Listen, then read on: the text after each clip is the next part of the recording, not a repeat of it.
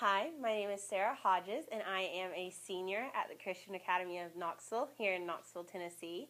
I was fortunate to have the opportunity to help with the interviews for the History Legacy video project with the Knoxville Area Urban League, and my responsibility within that was to be the lead interviewer on 3 of our interviews, as well as to take notes on our 9 other interviews. The 2 people that I was the lead interviewer for were Miss Gloria Garner and the Reverend Dr. Harold Middlebrook. Miss Gloria Garner was an amazing experience. We actually met her in the basement of First Calvary Baptist Church, which is across the street from the school where they actually had the first meetings to begin talking about the Urban League in Knoxville. And so she is actually part of the reason I am here today, because she was there at the beginning of the Urban League and helped establish the very first student program here at the Knoxville Area Urban League. And so it was wonderful to be able to know the history of the Knoxville Area Urban League, even though it wasn't something that I knew I was missing. It is a wonderful thing to now have. One of the things that really stuck out to me through Miss Gloria Garner's interview was the courage she had. At the Knoxville Area Urban League, her job was actually to investigate discrimination cases and discrimination complaints against businesses, and so she was able to go up to these businesses, and instead of being intimidated, she knew she was doing the intimidating. She said that she was able to tell that those people that she was talking to were intimidated by the group power of the group behind her, and just the wonderful unity here at the Knoxville Area Urban League. And so it was a wonderful thing to be able to talk about, and then to continue on talking about unity after we finished her interview.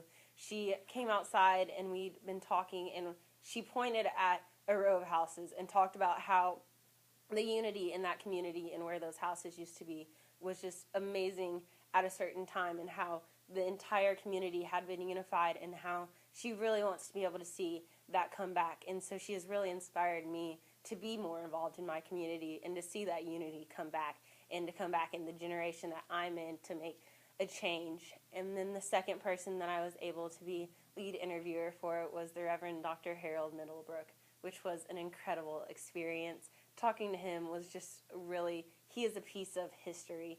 As you get to speak to him, he was able to have experiences with the Reverend Dr. Martin Luther King Jr., and so the power behind his words and just the influence of them is really amazing. He spoke about how when he was down doing civil rights work, he knew that was where he belonged, because he knew that there was a change he needed to make. And so the wonderful determination he had has led to so many successes and so many changes in the community, that it's just wonderful to be able to be thankful for that, and to be able to tell him that we're thankful for that. And another thing that he said was, if not now, when? And if not you, who? And that is something that I've not considered much in my youth, and it's something that I'm grateful that I was able to hear from him, again with the power behind his words, because it made me realize I've not thought much to thinking about the future of the people behind me, but in this, I think I'm going to think much more about planning and putting in place a future for the kids that I see at church, and for the students that are in the middle school classes at my school. And so I'm glad that I was able to be thankful for Miss Garner, and thankful for Reverend Harold Middlebrook for the places and the opportunities that they have put in place for my generation.